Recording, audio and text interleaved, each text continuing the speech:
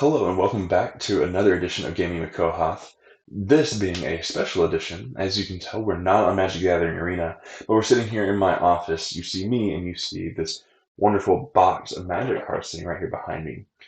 This is easily 20 pounds of cards.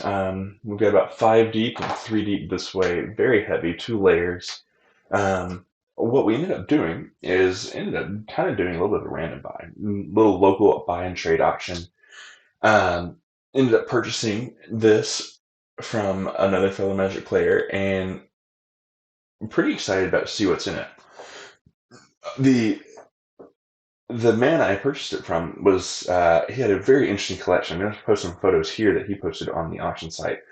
I really liked the way his collection looked. He had small folders, as you can see here, of each set of Magic's history. I don't actually know how far back it went because I didn't look that closely, but it was interesting because he was wanting to keep one of each card, very much a collector. And then here, this box, this is all of the duplicates that he had.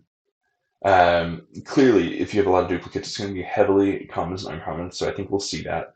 But I know that there's rares in here. I've seen them. I had to rearrange some because I was concerned about creasing if I didn't open it up a little bit because things shifted around while I was driving. But anyway, really looking forward to opening this with you. And, if I can find some more while I'm in the US, I would love to do that. Normally, I live overseas in Europe, and it's just a lot harder, at least for me, to find Magic cards like this. And so I look forward to opening this and sharing it with you. And if you have any thoughts or questions, any comments, leave them below. I hope you do like this video, and if you do, please go ahead and hit that like button and subscribe for more, and you won't miss any more content that I have, whether it be gameplay content, random buys, or any other random pieces that we're trying to put together. And so I'm really looking forward to sharing this with you. Let's go ahead and roll over to our opening table, and we can actually start moving through and opening some of these cards. Let's see what we have here. A couple of banners, Soothsayer. So we have some cons here, which is fine. There we go, Rakshasa of the Vizier. It's a good, decent rare. Lots of cons, it looks like. Oh, there's another rare for us. The Shipbreaker Kraken. Nothing too fantastic. Oh, there's a foil World Soul Colossus. Very, very pretty. Dragon Throne Tarkir, Fathom Feeder, Devoid, the most useless of all keywords.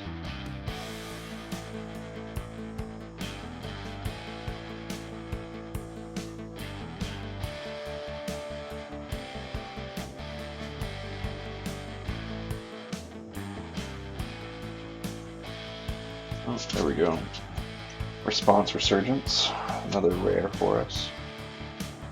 5 damage, target attack and block a creature at instant speed, sorcery speed, first strike, vigilance on the turn. That's fine.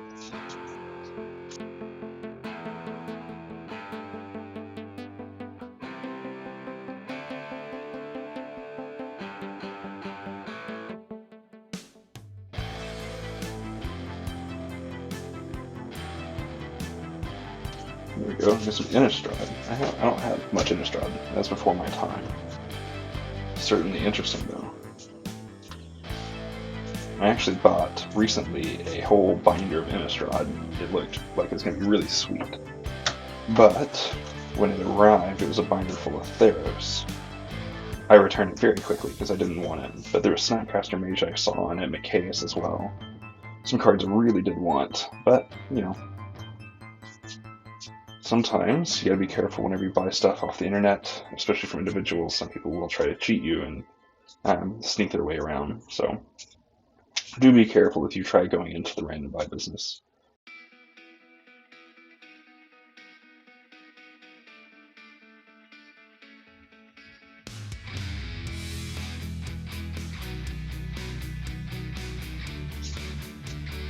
Karazov, Saint Pure Blood, 7 mana 4/4 flyer from Dominaria. Whenever a creature an opponent controls is dealt damage, put a 1/1 counter on it. It deals 2 damage to target creature for 4 mana.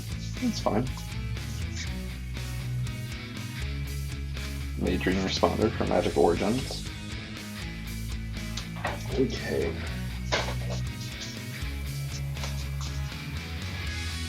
Kaza Royal Chaser. 2 mana, 1/2, fly and haste.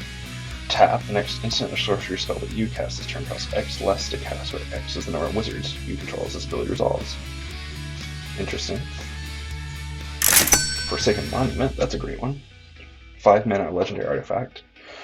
Creatures you control get +2/+2. Whenever you tap a permanent for colorless, add an additional colorless. Whenever you cast a color spell, you gain 2 life.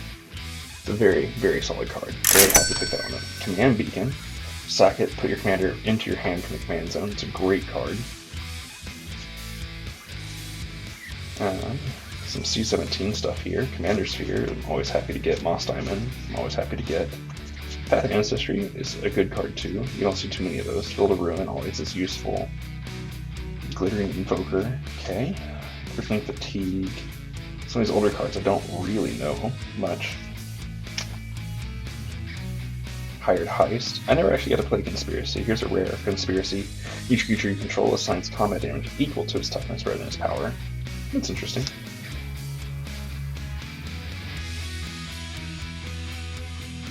Evolving Wilds. Munda Ambush Leader. It's a good ally, but allies really haven't made it in Commander yet. But 4 mana, 3/4 with haste with Rally. So whenever it or another ally enters the battlefield you control, look at the top 4 cards of your library. Reveal any number of them and put them on the top of the library in any order, the rest on the bottom. I mean, it seems pretty fantastic. Especially in limited games. I remember playing with it, and it was pretty solid. Ionize. Very, very playable card. 3 mana counter spell. Deals 2 damage to spell's controller. It's good.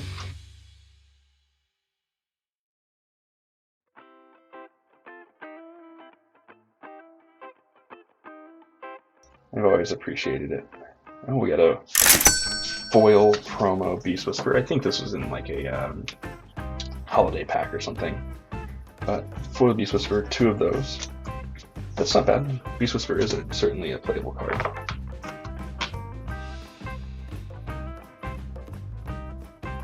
Oh, we've got a foil coming up here, Tormenting Voice. I don't know if you can see that. It looks nice. The white space here really is pretty. I like it. Inordinate Rage foil.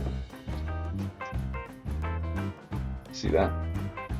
That one's kind of whatever. Not too excited about it myself.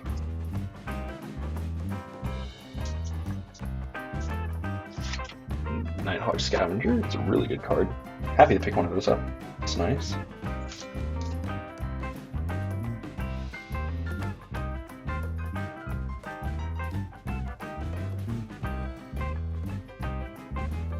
I actually have 3 boxes of Commander Legends just waiting and ready to be drafted and played, so I'm pretty excited about that. Dramatic Piper. Okay, I know this card's just a throwaway card, but Seth McKinnon just does a fantastic job. Even the throwaway card I think is really fun. It's very whimsical, very, very fantasy, and I love how he has the Wooburg in here too. I don't know, just everything about it seems pretty fantastic. Except for the card itself. And here we are with another foil Kite Sail Corsair. Not quite a Pringle chip. Looks nice.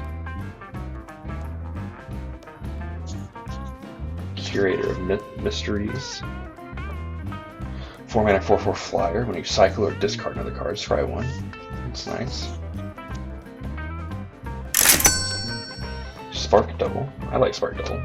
Any kind of copies or illusions I think are really fun. So 4 mana 0/0. You can have it enter as a copy of the creature planeswalker controls if it enters with additional 1 counter on it as a creature or an additional loyalty counter if it's a planeswalker. And it isn't legendary if that permanent is legendary, which is a lot of text just to say you actually get a copy of whatever you want.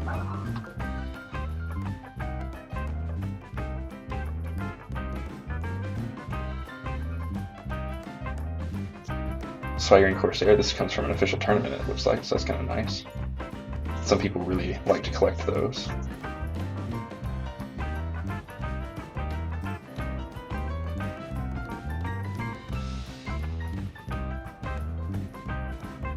into the Royal. Nimble Trap Finder. 2 mana, 2/1. It can't be blocked if you have another Cleric, Rogue, Warrior, or Wizard enter the battlefield under control this turn. At the beginning of combat on your turn, if you have a full party of creatures. Creatures you control gain whenever this creature deals combat damage to a player, draw a card until the turn. It's quite good. Inscription Insight, also very good. 4 mana, 4-mana kicker. Choose one. If it's kick, choose any number. Return up to 2 target creatures to their owner's hand. Scry 2, draw 2. Target player creates an XX, where X is the number of cards in their hand. Very good. Maddening Cacophony, a good mill card. Fantastic in my Finax deck. Each opponent mills 8 cards, and if the spell is kicked. Instead, each opponent mills half their library rounded up. Really good. Glassful Mimic. Wow. It's just a series of good rares here. 3 mana, 0/0, can enter the battlefield as a copy of creature you control, except it's a shapeshifter rogue in addition to its other types. Very happy with that. It's a land, of course, on the backside.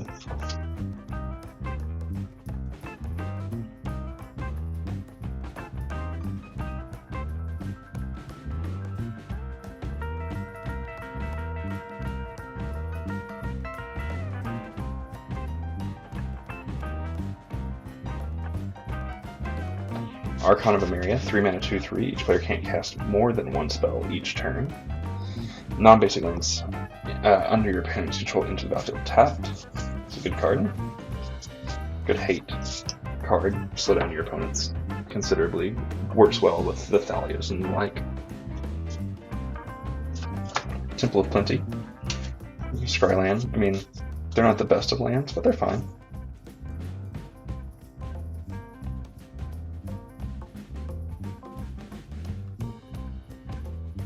What are these cards I'm coming up on? Oh, some unstable cards. Interesting. I don't know much about unstable. I didn't buy any of those products. They certainly look like fun. I just didn't have people around to play it at the time, so I didn't worry about buying it. Dragonstyle Twins, 5 mana, 3/3 double strike with prowess. Very strong. Can win a game on its own, especially in limited. I don't think these are worth anything, but I'll pull them aside anyway. The Kazandra Necropot with the special border. 2 Prowling Felidars and special border. Skyclave Relic. 3 mana.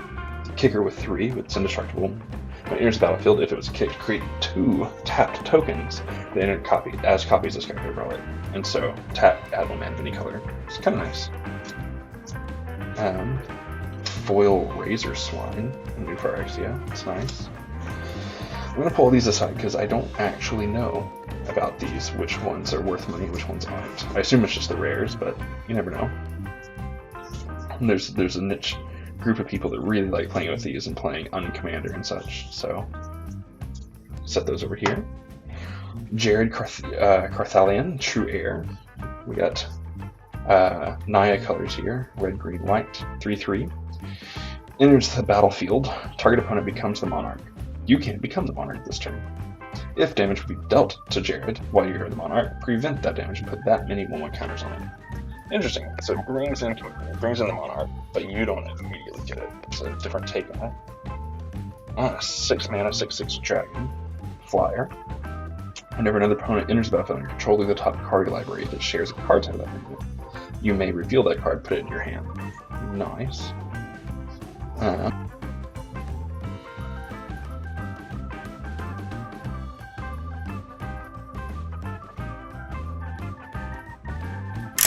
Oh, this is another promo version. I think this is also similar to the Beast Whisperer in promo packs. 6 mana, 6/6, Atali.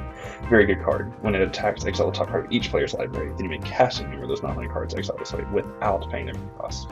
Cheating stuff in play is always powerful. Emperor's Vanguard, another Ixalan card.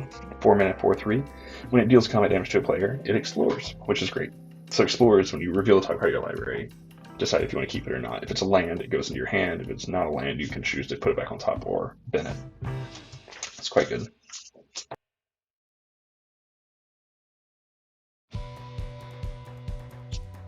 An Erratic Cyclops. 4 mana, 0/8. You cast an instant or sorcery spell, it gets +X/+0 to end a turn where X is the CMC of that spell. Or now it's the mana value. That's what they renamed it as. It's going to take some time for me to get used to mana value versus converted mana cost. I think CMC made a lot of sense.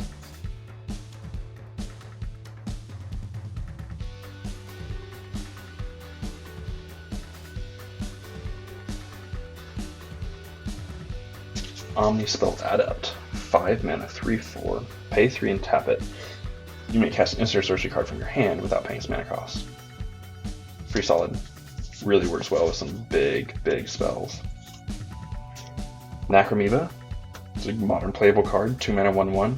Put it into your graveyard from your library. Put it on the battlefield. Let's see. Foil Capture Sphere. I don't know if you can see that at all. It's nice.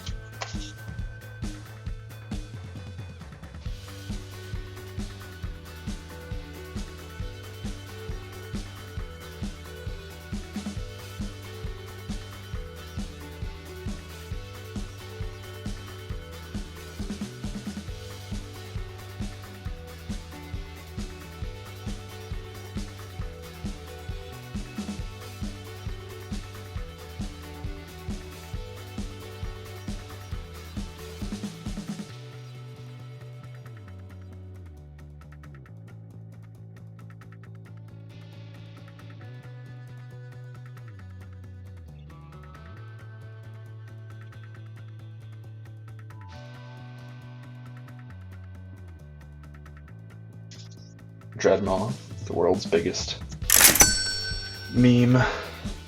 Elvish Clangcaller, 2 mana, 1/1. Other elves you control get 1/1. Pay 6, search your library for a card named Elvish Clangcaller, put it in the battlefield and shuffle your library. It's a good card. I think I was watching the other day some Modern Elves action, and I believe they were playing Clangcaller.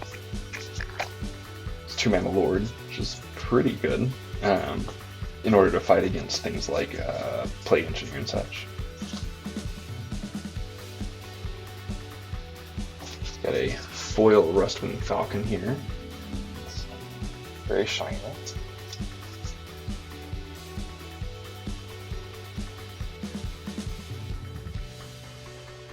A little bit easier. Gargos, Vicious Watcher, 6 mana, 8/7 vigilance. Hydra spells you cast cost 4 less to cast. Whenever a creature you control becomes the target of a spell, Gargos, Vicious Watcher fights up to 1 target creature that you don't control. Very powerful card. Very big.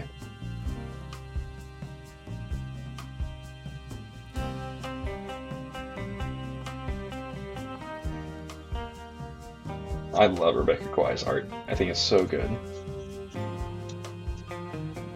Barrage Tyrant, 5 mana, 5/3, devoid. Again, useless. Devoid is devoid of meaning and use. But you can pay 3, sacrifice another colorless creature, and Barrage Tyrant deals damage equal to the sacrifice feature's power to target creature or player. So this is actually one of the few payoffs that Devoid gave. It was a little overpriced. 5 mana for 5/3, so it never really saw play, but that was one of the few reasons that you wanted Devoid cards. Another Munda. We already saw him earlier.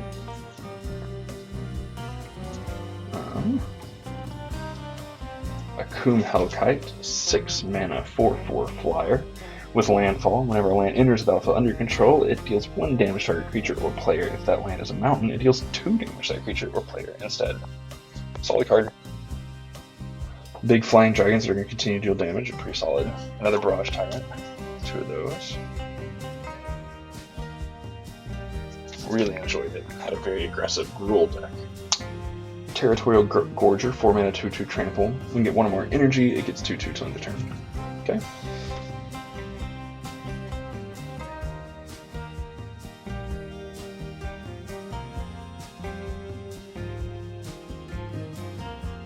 I really love sets with a lot of multicolor. I think they're really fun. Notion Thief's a good one. Dimir, 2 mana blue black, 3/1 with flash. If the opponent would draw a card except the first one they draw in each of their draw steps. Instead, that player skips that draw and you draw a card. Very beneficial. Obsidat's Aid, 5 mana. Return target permanent card from your graveyard to the battlefield. 5 mana seems like the going rate for that. It's not actually. I doubt that card actually saw a lot of play. You can tell me if I'm wrong down in the comment section, because I was not playing during Gate Crash. Advent of the Worm was a very push card. 4 mana, 5/5, super helpful with trample.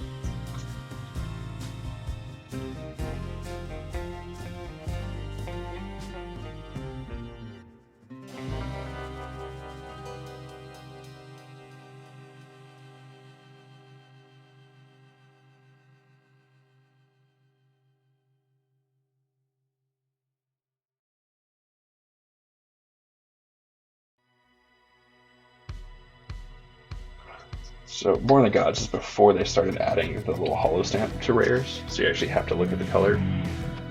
But Perplexing Chimera is a fun commander card. 3/3, whenever an opponent casts a spell, you may exchange control of Perplexing Chimera and that spell. If you do, choose a target for the spell. Pretty funny. It really changes the game. Everyone has to think about it now, play around it. It's kind of fun. 6 mana, 4/5, Arbitrarily Ideal, a flying sphinx that whenever it becomes untapped, reveal the top card of your library. If it's an artifact, creature, or land, put it into the battlefield with a manifestation counter on it. That permanent is an enchantment in addition to its other types. I mean, a way to cheat things into play is always good. We have Dispossessed, 3 mana sorcery from Amonkhet. Choose an artifact card name. Search target opponent's graveyard, hand, and library for any number of cards with the chosen name. Exile them. Then that player shuffles his or her library. Commune with Lava. X red red instant. Exile top X cards your library until end of turn. Until end of your next turn, you may play those cards. Which is nice. At least lets you get lands down, but by that point you've already spent the mana, so you have to actually wait to spend it again. So it's a hard card to play with to really make work for. We have a foil Ridgescale Tusker. I don't know if you can see that. The foils aren't necessarily coming through very well. They're a little bit musty over the top. Titus Lunter, his art here on Resourceful Return. It's really pretty foil. It's nice.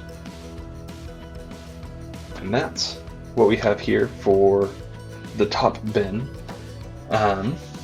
We'll probably go ahead and get this released and then come back later and we will go ahead and put out the second video, part 2 if you will, so that you can catch exactly what we're doing next time. Thanks, friends.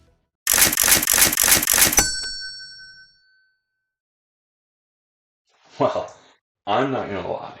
For a first ever random buy, I'm pretty excited with the way this is going for me. Really just surprising overall. Again, we spent $50 on this box, and we've done about a third so far. And I think you saw our final total being $38 or something. However, what I'm also sure that you noticed is that I missed this card and this card. And what's interesting about those is they're both over our $2 price point, which is what we're counting whenever we think about the value of cards. Bulk, I'm just not worrying about. And so, with the Veil of Summer and the 2 Sphinx's Tutelage, it brings our new total to $53.70 on just the part 1. We've got one more part to go, and a good 2/3 of actually what's in this box. So, I really look forward to getting to that, to recording it, to seeing what's in there, because I have no idea still myself. And so, as we close this video, I wanted to let you know that we're going to do a small giveaway at the end of the next video. What we're going to do is we're going to end up sending out one card of your choice, whoever is selected. And what you're going to do is you're going to choose the card that you want in your collection, and I'll mail it to you personally. But what I need you to do is, 1, I need you to be subscribed to this YouTube channel, and 2, I need you to take this video and share it on YouTube or share it on Twitter. What that will do is it'll give us more opportunity to grow our community together and to continue to grow, so that we can play more games and maybe one day get into streaming or something like that. I want to continue to create content that is enjoyable for you, and I want to continue to grow our community so that we can grow together. In the same way that other communities are really vibrant and powerful and explosive. And so, really excited to be joining this, really excited for you to be joining us. And so, please hit that like button, subscribe, share this along, and we will be back together very shortly for part 2. Thanks.